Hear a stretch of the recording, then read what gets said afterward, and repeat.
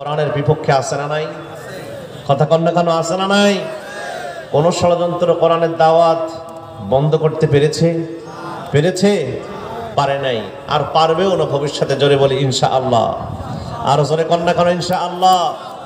আল্লাহ নিজেই দায়িত্ব নিয়ে নিয়েছেন সমস্ত ষড়যন্ত্রের অবসান ঘটিয়ে এই নূরকে দিনের পর দিন প্রজ্বলিত করবেন। বাধা যত হবে কোরআনের দাওয়াত তত সামনে আগায় যাবে, তত দিনের পর দিন মানুষ কোরআনের দিকে আকৃষ্ট হবে। জোরে কোন সুবহানাল্লাহ। আল্লাহ রাব্বুল আলামিন বলেন, ইউরিদুনা লিইউতফিউ নূরাল্লাহি বিআফওয়াহিহিম ওয়াল্লাহু মুতিম্মু নূরিহি ওয়ালাউ কারিহাল মুশরিকুন। জোরে বলেন আল্লাহু আকবার। যতই এই কোরআনের আওয়াজকে নিভায়ে দেওয়ার চেষ্টা করো না কেন, কোরআনের নূরকে যতই তোমরা নিভায়ে দেওয়ার চেষ্টা করো না কেন, আল্লাহ পাক বলেন আমি দিনের পর দিন এই কোরআনের নূরকে আরো প্রজ্বলিত করব। জোরে কোন সুবহানাল্লাহ, আর জোরে কোন সুবহানাল্লাহ। যতই তোমরা এই কোরআনের বিপক্ষে ষড়যন্ত্র করো না কেন, কোন ষড়যন্ত্র এই কোরআনকে থামাতে পারবে না, কোরআনকে কখনোই কোরআনের কোনো ক্ষতি করতে পারবে না। কারণ সেভ করার দায়িত্ব নিয়েছেন কে? জোরে কর না কেন কে? ওয়া মাকারু ওয়া মাকারাল্লাহ ওয়াল্লাহু খায়রুল মাকিরিন।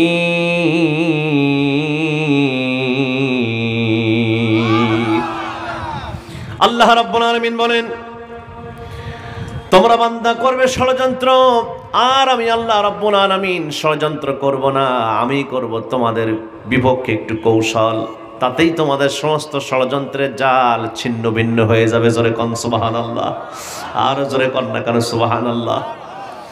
আল্লাহ রাব্বুল আলামিন কোরআনুল কারীম এমন ভাবে হেফাজত করেছেন, ১৫০০ বছর আগে রব্বুল আলামিন সে কথা কোরআনুল কারীমের মধ্যে সুন্দর করে জানায় দিলেন, ওয়ার্নিং দিয়া, বান্দা ও বান্দিরা, দুনিয়ার তোমরা যারা কোরআনের বিপক্ষে অবস্থান নিতে চাও, শোনো, এই কোরআনকে কখনো তোমরা কোরআনের কোনো ক্ষতি করতে পারবে না, কোরআনকে পিছায় দিতে পারবে না। কারণ সেভ করার দায়িত্ব আমি আল্লাহ নিয়ে নিয়েছি। জানায় দিলাম সূরা হিজরের ৯ নম্বর আয়াতে। জোরে কোন সুবহানাল্লাহ। ইন্না নাহনু নাযালনা যিকরা ওয়া ইন্না লাহু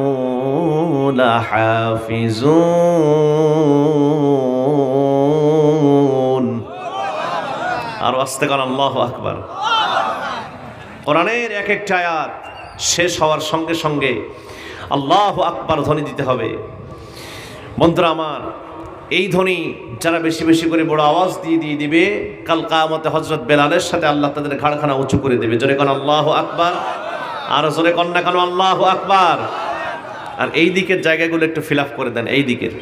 সম্মানিত ভাইয়েরা, বন্ধুরা আমার, যে কথা বলছিলাম, সুতরাং আল্লাহ পাক বলেন, ইন্না নাহনু নাযালনা যিকরা, জিকির আই আল কোরআন। আল্লাহ বলছেন নিশ্চয় আমি কোরআন নাজিল করেছি, আর এই কোরআনটাকে হেফাজত করার দায়িত্ব আমি আল্লাহ সুবহানাহু ওয়া তাআলা নিয়ে নিয়েছি। সুবহানাল্লাহ কোন, আর জোরে কোন সুবহানাল্লাহ।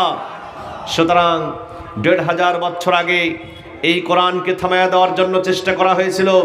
চেষ্টা করেছিল আবু জেহেল, আবু লাহাব, উতবা, শাইবা, মুগীরা, ওদের সঙ্গী সাথীরা কোরআনকে থামায়া দিতে পেরেছে?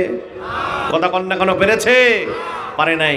এই কোরআনের জন্য, এই কোরআনের রাজ কায়েম করার জন্য গোটা পৃথিবীতে আমার রাসূল তায়েফের ময়দানে রক্ত দিয়েছিল মুসলমান। এই কোরআনের রাজ গোটা পৃথিবীতে কায়েম করার জন্য আমার নবী সাহাবী আবু তালিবের জেল কারাবরণ করেছিল মুসলমান। এই কোরআনের আঞ্জাম গোটা পৃথিবীতে ছড়িয়ে দেওয়ার জন্য, এই কোরআনের দাওয়াতকে গোটা পৃথিবীর বুকে প্রতিষ্ঠা করার জন্য আমার রাসূল বদরের ময়দানে গিয়েছিলেন স্বয়ং তরবারি হাতে করে। সুবহানাল্লাহ বলেন। আমার রাসূল এই কোরআনের দাওয়াতকে গোটা পৃথিবীতে প্রতিষ্ঠা করার জন্য বিশ্বনবী সাল্লাল্লাহু আলাইহি ওয়াসাল্লাম তায়েফে মার খেয়েছিলেন। কথা কোন ঠিক না বেঠিক? ও মুসলমান, আজকেও তোমাদেরকে রাসূলের মতো এই একই পদ্ধতি, একই সিস্টেম তোমাদেরকে কারাবরণ করা লাগতে পারে এই কোরআনের জন্য। রাজি আছো? রাজি আছো? আমরা রাজি আছি। জোরে বলি ইনশাআল্লাহ। রাসূলের মতো আজও এই জমিনে কোরআনের রাজ কায়েম করার জন্য আপনাকে আমাকে রক্ত দেওয়া লাগতে পারে। রাসূলের মতো আজ এই জমিনে কোরআনের রাজ কায়েম করার জন্য আপনাকে আমাকে আল্লাহর দিন যারা এই জমিনে প্রতিষ্ঠিত চায় তাদেরকে এই জমিনে রক্ত দেওয়া লাগতে পারে, মার খাওয়া লাগতে পারে, হামলা মামলার শিকার হওয়া লাগতে পারে। রাজি আছেন না নাই? জোরে কন্যা কোনো আছেন না নাই? কারা কারা হাত তুলে আল্লাহকে দেখায় দেন? লিল্লাহে তাকবীর, লিল্লাহে তাকবীর, লিল্লাহে তাকবীর। আল্লাহ কবুল করো তুমি এই ঈমানকে, জোরে কোন আমিন। আর জোরে বলি আল্লাহুম্মা আমিন। চলুন আমরা মূল আলোচনায় এবার ঢুকে যাই। আল্লাহ তাআলা কি বলছেন? আল্লাহ রাব্বুল আলামিন বলেন, ইসাব্বিতুল্লাহু আল্লাযীনা আমানু বিল কওলিস সাবিতি ফিল হায়াতিদ দুনিয়া ওয়া ফিল আখিরাতি ওয়া ইউদিল্লুল্লাহুজ জালিমিনা ওয়া ইয়াফআলুল্লাহু মা ইয়াশা। জোরে বলেন আল্লাহু আকবার। আল্লাহ রাব্বুল আলামিন বলেন, ঈমানদার যারা তাদেরকে আমি আল্লাহ রাব্বুল আলামিন দুনিয়াতে, ঈমানদার যারা তাদেরকে একটি শাশ্বত বাণীর মাধ্যমে দুনিয়া ও আখিরাতে, আখিরাত আই আল কবর, কবরে দুই জায়গায় আমি আল্লাহ প্রতিষ্ঠা দান করেছি, প্রতিষ্ঠিত করেছি। আর যারা জালেম তাদেরকে আমি আল্লাহ রাব্বুল আলামিন কখনোই পথ দেখাই না। ওরা হলো গোমরাহি, ওরা কখনো পথ পাবে, সঠিক পথ পাবে, ওদেরকে কখনো আমি সঠিক পথ দেখাই না। আল্লাহ পাক বলেন, তারপরে আমি আল্লাহ রাব্বুল আলামিন যা চাই তাই করতে আল্লাহ পারে কি পারেন না? জোরে কন্যা কেন পারেন কি পারেন না? অবশ্যই পারেন। ভাইরা আমার, বন্ধুরা আমার, সুতরাং দুনিয়ায় যারা ঈমানের পরে প্রতিষ্ঠিত থাকতে চান তাদেরকে অবশ্যই কবরের কথা মনে করতে হবে। এখানে দুনিয়ার সাথে কবরের কথা উল্লেখ করা হয়েছে। আমার বন্ধুরা, আমার মুরব্বীরা, কারণ আপনাকে আমাকে চলে যেতে হবে। চিরদিন আমরা কেউ এই জায়গায় থাকতে পারবো না। আল্লাহ পাক আয়াতের মধ্যে দুনিয়ার কথা আর কবরের কথা বললেন। এখন ওই কবরে যদি আপনি আমি যেতে চাই, যাওয়ার আগে কবরের মাল সামানা গোছায় নেওয়ার দরকার আছে না নাই? কথা কন, কথা কন, আছে না নাই? অবশ্যই আছে। সেই মাল সামানা কি আজকে আপনি আমি শুনবো, আর সেগুলো যতদিন বাঁচবো জীবনে আমল করার দরকার আছে না নাই? জোরে বলতে হবে, আছে না নাই? আমার ভাইয়ের, আমার বন্ধুরা, যখন আপনার আমার সময় হয়ে যাবে, মৃত্যু এমন একটি ঔষধ, এমন একটি জিনিস, মৃত্যু এমন একটি ব্যাধি যেটা যখন আপনার সময় হয়ে যাবে, মৃত্যুর সময় আল্লাহ শুধু একবার বলবেন, মুত বান্দা মরে যা, সঙ্গে সঙ্গে আপনার আমার কাম সারা। কচুর পাতার উপরে পানি পড়লে ওই পানিটা জমিনে পড়তেও তো কয়েক সেকেন্ড সময় লাগে, লাগে কি লাগে না? কিন্তু মৃত্যু এমন একটা ভয়ানক, মৃত্যু এমন একটি দ্রুত যানবাহনগামী যানবাহন যেটা আপনার কাছে আসতে আবার যেতেও সময় লাগবে না। আপনার প্রাণটা নিয়ে, জানটা নিয়ে চলে যাবে, আপনার সময় লাগবে না মৃত্যু নামক যানবাহনে। সম্মানিত ভাইয়েরা আমার, বন্ধুরা আমার, আল্লাহ রাব্বুল আলামিন বলেন, وَلَن يُؤَخِّرَ اللَّهُ نَفْسًا إِذَا جَاءَ أَجَلُهَا وَاللَّهُ خَبِيرٌ بِمَا تَعْمَلُونَ।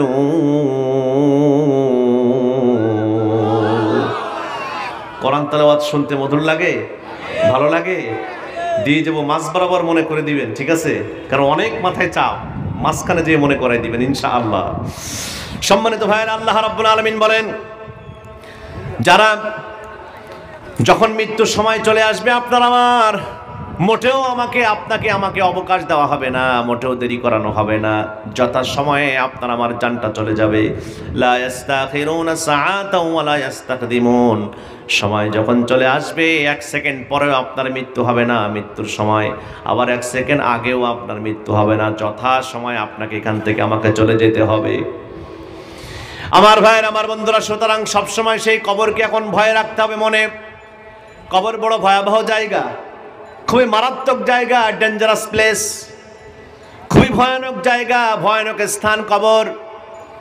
বিশ্বনবী সাল্লাল্লাহু আলাইহি ওয়াসাল্লাম সাহাবীদেরকে মেরাজ থেকে আসার পর বলতেছেন, সাহাবীরা আমার কেন জানি মনে হয় আল্লাহর কাছে বারবার দোয়া করি, রব্বুল আলামিন আমার উম্মত যারা আছে এরা মারা যাওয়ার আগে অন্তত একটি বার তুমি আল্লাহ এদেরকে কবরের আযাবটা দেখায় দাও, কারণ একটা বার মারা যাওয়ার আগে যদি কবরের আযাব এরা দেখে তাহলে কখনো আর তারা কোনোদিন খারাপ কাজ করতে চাইবে না। কিন্তু আল্লাহ রাসূল সাল্লাল্লাহু আলাইহি ওয়াসাল্লাম বলেন, আমি এই জন্য দোয়া করি না, আমাকে যখন জিবরাইল জান্নাতের দৃশ্য দেখালো, জাহান্নামের দৃশ্য দেখালো, কবরের আযাবটা আমাকে আল্লাহ মেরাজে নিয়ে দেখাইছেন, আমার কাছে জাহান্নাম দেখার পর, কবরের আযাব দেখার পর সবচেয়ে ভয়ানক জায়গা যেটাকে প্রথম মনে হয়েছে সেটা হলো কবর। আমার কেন জানি মনে হয় আমি রব্বুল আলামিনের কাছে বারবার দোয়া করি, মৃত্যুর আগে আমার বান্দাদেরকে কবরের আযাব দেখাও আল্লাহ, কিন্তু করি না। তার কারণ হলো এই, শোনো, এজন্য করি না, যদি একটা বার আল্লাহ পাক মৃত্যুর আগে তার কোনো ছেলে, তার কোনো মেয়ে, যেই লোকটা মারা যাবে তার কোনো ছেলে মেয়েকে যদি কবরের আযাব একবার দেখায়, তাহলে ওরা ওদের আব্বা আম্মাদেরকে আর কবরে ঢোকাতে চাইবে না, সব ড্যাঙায় রেখে দেবে, কেউ মাটি মোড়াই দিতে চাইবে না, কবর দিতে চাইবে না।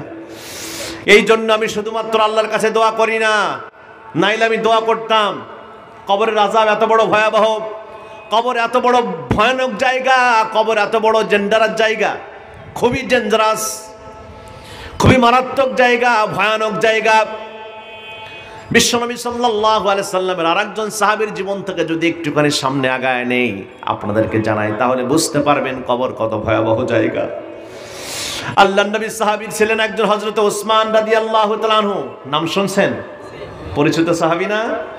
হযরত ওসমান, যাকে বলা হয় জিন্নুরাইন, দুই নূরের অধিকারী। হযরত ওসমান এমন একজন মানুষ ছিলেন, বিশ্বনবী সাল্লাল্লাহু আলাইহি সাল্লামের দুই মেয়েকে বিয়ে করার সুযোগ পেয়েছিলেন, যার জন্য হযরত ওসমানকে বলা হয় জিন্নুরাইন, দুই নূরের অধিকারী। সুবহানাল্লাহ কোন? এই ওসমান রাদিয়াল্লাহু তাআলা আনহু জানো মানুষ ছিলেন না, আল্লাহর নবীর জলিলে কদর সাহাবী। আল্লাহর নবী সাল্লাল্লাহু আলাইহি সাল্লাম দুনিয়া থেকে জান্নাতের সার্টিফিকেট দিয়েছিলেন 10 জনকে এট এ টাইমে, তার মধ্যে ওসমান আছে না নাই? জোরে কোন? আর জোরে কোন? বিশ্বনবী আমার বলেন, আবু বকর ফিল জান্নাহ, ওমর ফিল জান্নাহ, ওসমান ফিল জান্নাহ, আলী ফিল জান্নাহ, তালহা ফিল জান্নাহ, জুবাইর ফিল জান্নাহ, সাদ ফিল জান্নাহ, সাঈদ ফিল জান্নাহ, আব্দুর রহমান বিন আওফ ফিল জান্নাহ, আবু উবাইদা ইবনুল জাররাহ ফিল জান্নাহ। জোরে কোন সুবহানাল্লাহ। আমার ভাইরা, ওসমানের জীবনী বলার কারণটা এবার শুনে নেন, শিক্ষা নেন। কবর কত ভয়াবহ জায়গা সেটা বোঝানোর জন্য আমার ওসমানের জীবন থেকে কথা বলাম। হযরত ওসমান রাসূলের এমন কাছের সাহাবী ছিলেন, তাবুক যুদ্ধের সময় যখন রাসূল বললেন, সাহাবীরা তোমাদের কার কাছে কি আছে নিয়ে আসো, যুদ্ধের ময়দানে অনেক মাল সামানার দরকার, অনেক সম্পদের দরকার, অনেক বড় যুদ্ধ ছিল তাবুকের ময়দান।